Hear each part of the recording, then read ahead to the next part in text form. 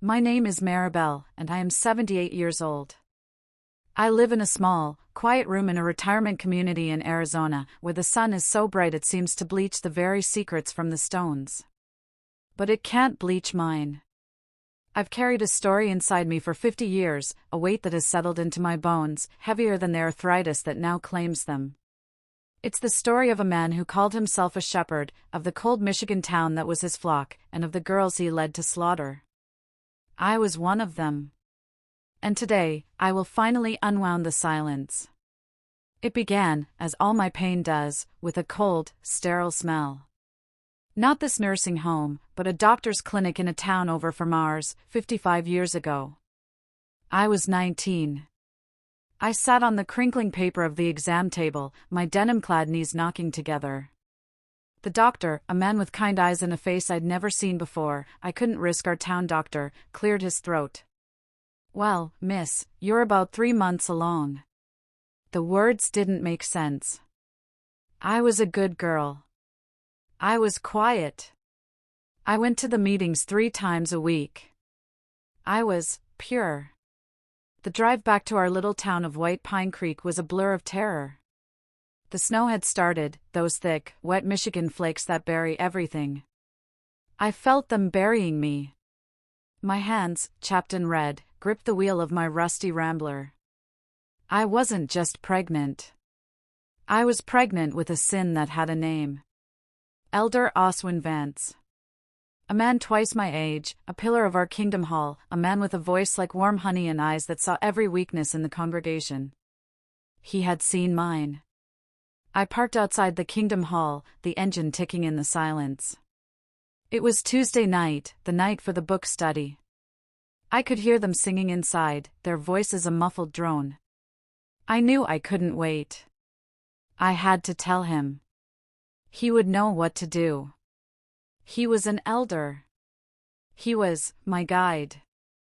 I slipped in the back, my heart a trapped bird against my ribs. He was on the platform, speaking of the path of righteousness. I waited in the shadows of the courtroom until the final amen. As people milled about, I caught his eye and motioned to the small, dark library. He frowned, annoyed at the interruption, but followed. The room smelled of old paper and floor wax. I didn't waste time. I couldn't breathe. "Oswin," I whispered, my voice shaking. "I went to the doctor.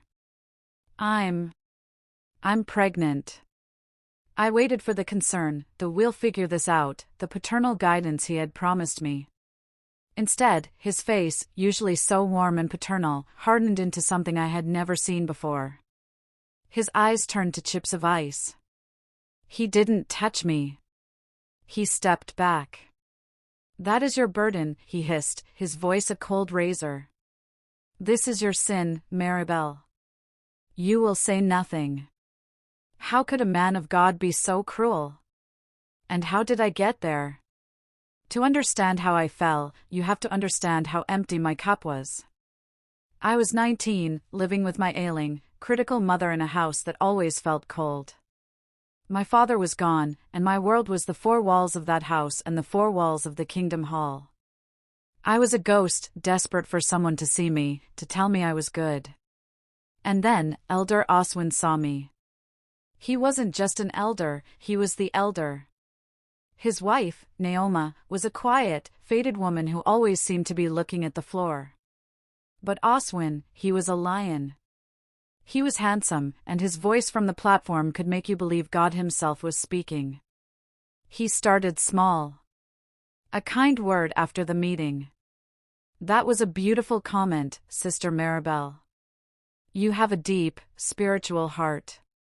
I would flush with pride. He saw me. He, the most important man in our spiritual lives, saw me.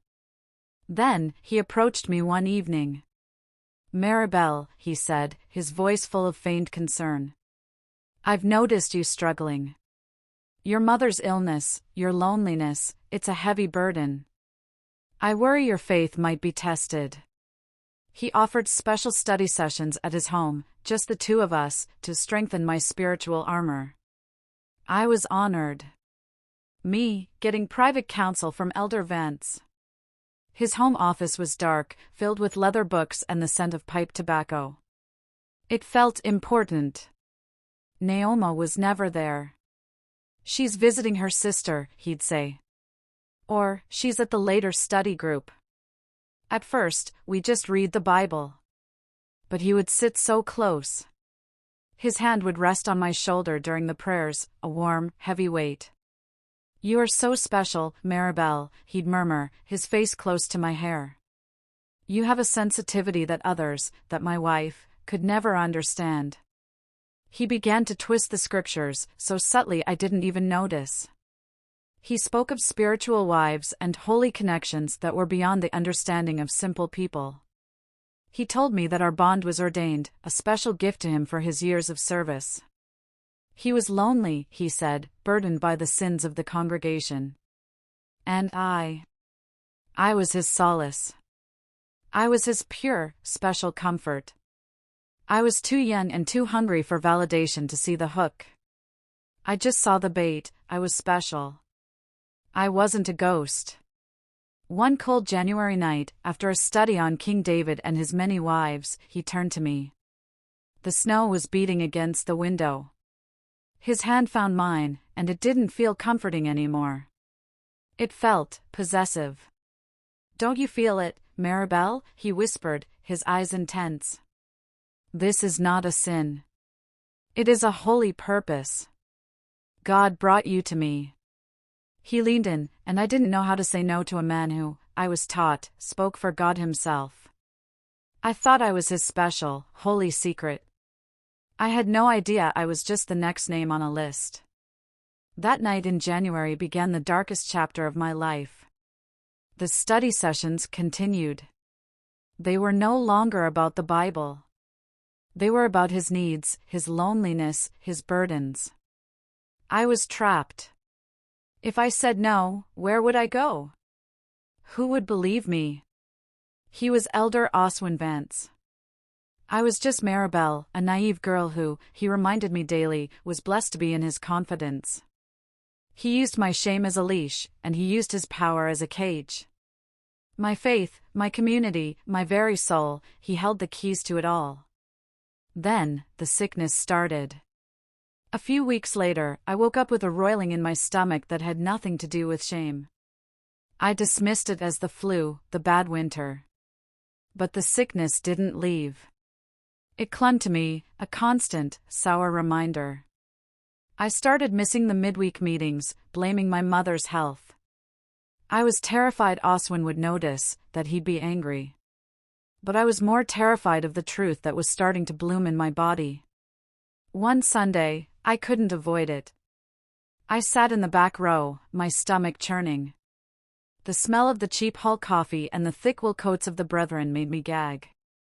Oswin was on the platform, his voice booming about hidden sins and the sickness of the soul. The irony was so thick I choked on it. I bolted from my seat and ran for the ladies' room, clamping a hand over my mouth. I barely made it to the stall before I was violently ill. I was hunched over the porcelain, my body shaking, when I heard the door creak. I froze. A pair of sensible, worn brown shoes stood in front of my stall. I finished, flushed, and opened the door, my face pale and sweaty. It was Calla. Calla was an older sister, in her 50s, sharp-eyed and quiet. She didn't say much at the meetings, but she saw everything. She wasn't one of Oswin's favorites, she was too smart, too quiet. She looked at me, her face not filled with the sympathy I expected, but with a cold, hard recognition. A look of anger. My blood ran cold. She knew. She didn't say, "Are you all right?" She didn't ask if I had the flu. Her voice was a low, dangerous whisper. "You too? You too?" That one question shattered my world. I wasn't special. I was just next. I just stared at her, my mind blank with panic. What do you mean, me too?" Calla grabbed my arm, her fingers digging in like talons. Her strength surprised me. She wasn't frail. She pulled me out of the bathroom and into the small, dark utility closet, clicking the lock behind us. The smell of bleach and old mops was suffocating. "I mean," she whispered, her face inches from mine, "that my daughter, Trina, was counseled by Elder Vance 10 years ago." My heart stopped. Trina. I vaguely remembered her. A pretty, quiet girl who had suddenly moved to Ohio to care for a sick aunt and never came back. She was spiritually troubled, just like you, Calla spat, her eyes burning with a decade of swallowed rage. Oswin spent so much time strengthening her faith. Then one day, she was just gone. Sent away in disgrace. Calla's hand went to the pocket of her dress. She pulled out a worn, creased photograph. It was of Trina, holding a little boy with dark, serious eyes. Oswin's eyes. "This is my grandson, Jareth," Calla said, her voice breaking for just a second. "Trina sent this last Christmas. She made me swear to God I'd never tell a soul. She was so ashamed. He ruined her." My world, which had been tilting, now spun completely off its axis. I wasn't special. I wasn't his holy secret. I was a fool. I was just the latest fool in a long line. The sickness rose in my throat again, but this time it was pure, hot rage. He told me I was pregnant," I stammered, the words tumbling out before I could stop them. "Just last night. He told me it was my sin. My burden." Calla's face, which had been hard, softened for a moment with pity. Then it hardened again, into pure granite. "Of course he did," she said. "But he's not just a monster, Maribel. He's sloppy." She grabbed my shoulders. "There's another one. Cassidy. Jarrett's first wife. She was 40, childless, until Oswin started studying with her. She died in childbirth 2 years ago. The baby didn't make it either. They called it a tragic accident. Trina. Cassidy. And now me. How many more?" In that dark, suffocating closet, a tiny, cold spark of vengeance was lit. My mind was reeling. Trina, exiled. Cassidy, dead. And me, pregnant and disowned by my own abuser. The title of the chapter. But I discovered I wasn't the only one, so I decided to. This was that moment. In that closet, my terror finally turned into something else. It turned into a decision.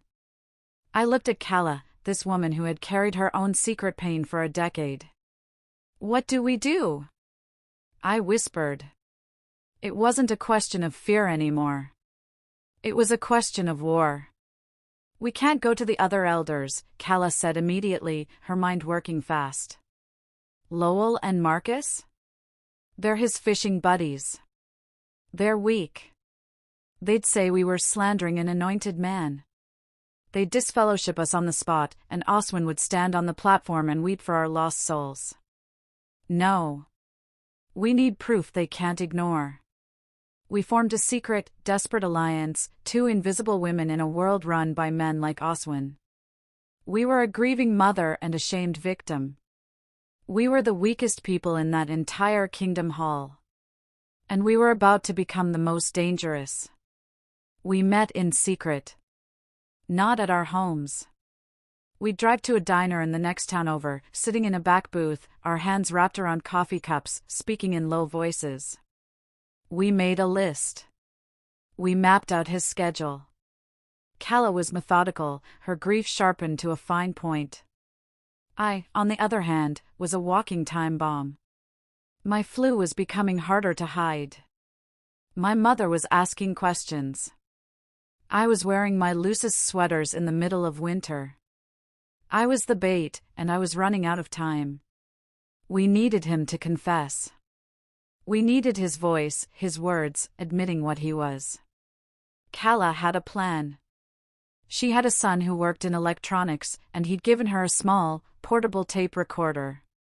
It was the 1960s, this thing was the size of a brick, but it worked. The plan was simple, and it was terrifying. I would request one more private study session. I would go to his house, tell him I was lost and needed his guidance to deal with my sin. I would be the broken, repentant girl he expected. And Kala would be parked down the street, waiting. The trap was set. But I had to walk into the lion's den to spring it. The day of the plan, I thought my heart would beat out of my chest. I called Oswin from a payphone, my voice trembling. I told him I was terrified, that I didn't know what to do, that I was lost without his spiritual guidance. His voice on the line was instantly warm, paternal again. The cold-eyed monster from the library was gone. "Of course, my child," he cooed. "Come to the house this evening. Naoma is at her sister's. We will pray, and we will find a path." He was so arrogant. So sure of his power over me. That arrogance was what we were counting on. Kala dropped me off a block away. She squeezed my hand, her own hand like ice. "Just get him to talk about the baby, Maribel. Get him to admit it's his. I'll be right here." I tucked the small recorder, heavy and awkward, into the waistband of my maternity slacks, hidden under a loose blouse. I walked up the path to his perfect, quiet house, the snow crunching under my boots. I felt like a lamb walking into a slaughterhouse, but this time, the lamb had a knife. He opened the door, a look of tender concern on his face. "Maribel, I've been so worried." He led me to the same office, the same dark wood, the same smell of tobacco. He sat me on the sofa and sat beside me, taking my hand. "Now, tell me what's in your heart." I started, my voice shaking for real now. "Oswin, the baby. I can't do this alone. It's our baby." I was watching his face, waiting for the confession. But his face changed. The mask didn't just drop, it evaporated. He wasn't concerned. He was furious. "Our baby?" he hissed, his grip on my hand tightening until it hurt. "You foolish, foolish girl. I told you, this is your sin. You came to me, remember? You were weak. You tempted me." He stood up, pacing. "You will not ruin me with this. You will go away. Kala's daughter Trina was smart enough to go away. You will too." He had said it. He'd admitted it. I fumbled for the stop button, but my hands were shaking too much. And just as he turned, his eyes wild with a rage I'd never seen, the front door opened. It wasn't Kala. It was his wife, Naoma. She stood in the hallway, holding a suitcase, her face pale and dead. "Oswin," she said, her voice a monotone. "Who is this girl? And why is she wearing your coat?" My heart stopped. Kala was in the car. Oswin was enraged. And Naoma. Naoma was home. The trap had just caught a new player. We all froze. The air in the room was so thick I could barely breathe. Oswin let go of my arm, his face a mask of shock. He was a lion, yes, but he had just been caught by his lioness. Naoma walked slowly into the room. She didn't look at her husband. She looked at me. She looked at my belly, barely hidden by the loose blouse. She looked at my terrified, tear-streaked face. And then she looked at Oswin, her eyes as dead and cold as a winter sky. "I knew," she said, her voice just a quiet puff of air. "I always knew you were a sick man. But I had nowhere to go." She had been the perfect, silent elder's wife for 30 years, a ghost in her own home. But the woman standing before us was no ghost. She was free. "I was the one who bought Trina the bus ticket to Ohio," she said, her voice flat. "I was the one who sat with Cassidy while she bled to death, listening to her cry your name." Oswin turned pale. "Naoma, you don't know what you're saying." I know exactly what I'm saying, she snapped, and for the first time, her voice had fire. I'm saying I've sat in silence while you played God with these girls' lives. And I am done. Just then, the doorbell rang, sharp and frantic. Calla. She must have seen Naoma's car, gotten scared.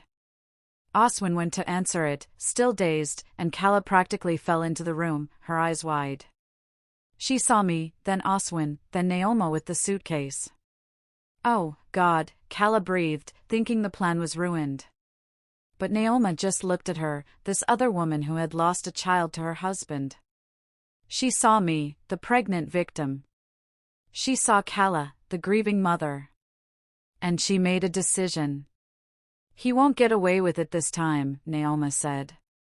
She walked over to her suitcase, clicked it open, and pulled out a thick, black ledger. He's not just a monster, ladies. He's a thief. I've been keeping his spiritual travel and donation records for 20 years. He has money. Lots of it.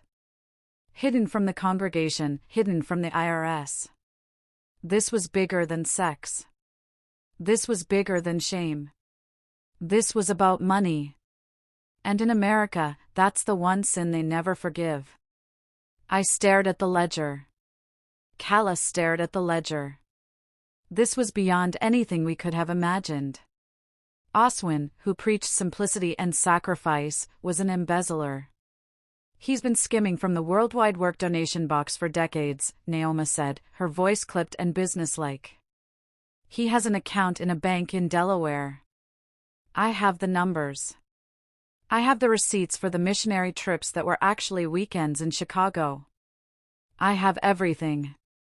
We were a strange army, assembled in that abuser's living room, the silent wife, the grieving mother, and the pregnant victim. Oswin, for the first time in his life, was silent. He was cornered. We now had a choice. We could go to the other elders, who would almost certainly bury the sexual allegations to protect the congregation's reputation. Or, we could go after the money. Money was proof. Money was a crime that secular authorities, the police, would understand. We didn't meet in the house. Naoma, in a show of pure, cold power, told her husband to go to his room while we discussed the matter. And he did. The three of us sat in Calla's car. The tape recorder was useless, what Naoma had was a bomb. We made our plan. The next morning, Calla and I, with my pregnancy now impossible to hide, walked into the state police barracks, not the local sheriff who fished with Oswin. We filed a report. Not just for rape, but for statutory rape, citing Trina's case. We gave them a starting point. At the exact same time, Naoma, dressed in her Sunday best, walked into the IRS field office in the next county. She placed the black ledger on a metal desk and said, "My husband, Elder Oswin Vance, has been committing tax fraud for 20 years. I would like to make a statement." The trap was sprung. The reckoning had begun. It came on a Sunday morning. Oswin was on the platform, his voice strangely thin, giving a sermon on forgiveness. Right in the middle of the opening song, 2 state troopers and a man in a suit walked in. They didn't stop for the song. They walked right up the aisle, in front of the entire stunned congregation, and put their hands on his shoulders. "Oswin Vance," one of them said, "you're under arrest." The look on his face, it was the first time I felt something other than fear. It was satisfaction. But it wasn't over for me. White Pine Creek imploded. The scandal was all anyone could talk about. But here's the part that still stings, they weren't just talking about Oswin. They were talking about me. To the town, I was the Jezebel, the homewrecker, the fast girl who had seduced a man of God. Calla's daughter Trina was a troubled teen. Cassidy was a desperate older woman. We were the sinners. He was just the man we'd tempted. The congregation, desperate to save face, disfellowshipped me immediately for conduct unbecoming. My own mother, her face a mask of shame, told me I could no longer live under her roof. I was a pariah. But I wasn't alone. Calla, that magnificent, stubborn woman, took me in. Let them talk, she'd say, bringing me soup. We know the truth. Naoma, having lit the fuse, simply vanished. She sold the house, took her suitcase, and was gone. I never saw her again. The trial was a circus. The state couldn't make the rape charges stick. It was the 1960s. I was a willing participant in private study. But the money, oh, the money. Naoma's ledger was perfect. The IRS and the state auditors tore him apart. They found the secret accounts, the hidden assets. He hadn't just stolen from the donation box, he'd stolen from the widow's funds. He'd stolen from the building fund. He'd stolen from everyone, all while preaching poverty. In the end, it wasn't the ruined lives that brought him down. It was the numbers. Oswin Vance was convicted on 22 counts of tax evasion, fraud, and embezzlement. He was sentenced to 20 years in federal prison. I was in the back of the courtroom when they read the verdict. A week later, in a small hospital Calla drove me to, I gave birth to a baby boy. I held him, this innocent, beautiful child of such violence and deceit. I named him Jareth, after Calla's grandson, the boy he'd never know. Calla stood by my side, my new mother. With my baby in my arms, I stood at the bus station. Calla had given me her life savings, $200. I had a one-way ticket to Arizona, to a distant, twice-removed aunt I'd never even met. I was leaving White Pine Creek, and I swore I would never, ever look back. But you can never truly leave the past behind. It just finds new ways to show up. The Arizona sun did its work. It faded my memories, but it didn't erase them. I never did go back to Michigan. I raised my son, Jareth, as a single mother. I worked as a seamstress, then a diner waitress, then a receptionist. It was hard. We were poor. But we were free. Jareth grew up knowing the truth. I decided early on I would never lie to him.